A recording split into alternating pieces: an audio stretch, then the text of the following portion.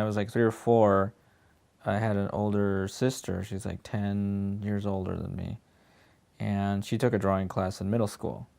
And I was like, what are you doing? She's like, drawing. I was like, that looks cool. I want to draw too. And so I would draw next to her, and she kind of was the person that got it started. Weird, because you have to start thinking at 17 years old.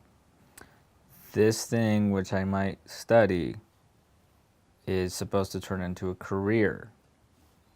At 17, you don't, or at least I didn't know what I wanted to do. I just wanted to draw. 18-year-old, what I wanted was somebody to give me instruction on, this is how you draw. This is how you draw a foot. This is how you draw a hand. This is how you draw a head. So I first started painting when I was 15. I started doing landscape. So I started doing landscape painting on my own. And then my first year of college, I continued to do landscape painting once I took my first oil painting class. And I was mostly interested in landscape. And every once in a while I would do a copy of, a portrait or something like that. So I wanted to go to an art school that was also a graduate school. So I got accepted to the New York Academy of Art, which was both. There's no way I would have been able to afford it if I had not gotten the scholarship. So I decided to go, and that's how I ended up in New York. So between, I think it was 2007 to 2009, to me, this was one of the best schools in terms of training. So those are things that I really started to focus on with my own personal history and my own background, like, coming from different ethnicities. And I didn't really like things that were over the top. Like, I've never really been a fan of Western art.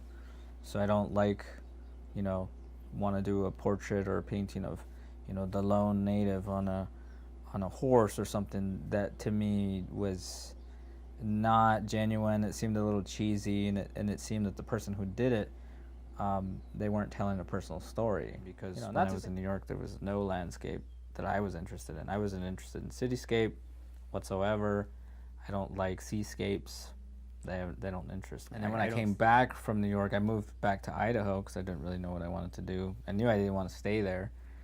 For as good of an experience as it was, I felt like I got what I wanted out of it. And then I went back, and I felt like I was armed with this same experience and same point of view, but now this technical ability to carry out these ideas that had been hanging around my head for the last 10 years or so. My very first ambitious project was that big landscape that's in there.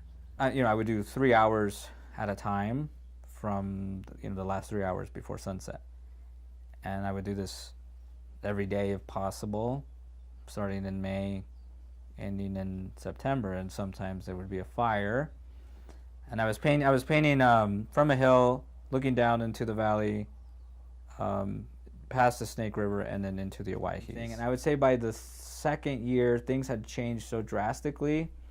They had ripped out all of the trees that were there before. I mean, just stuff started to change.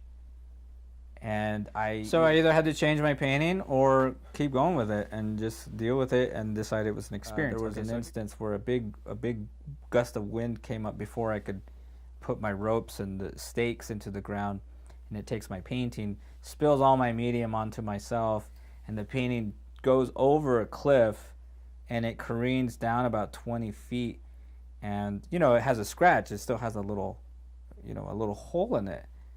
And that was the worst.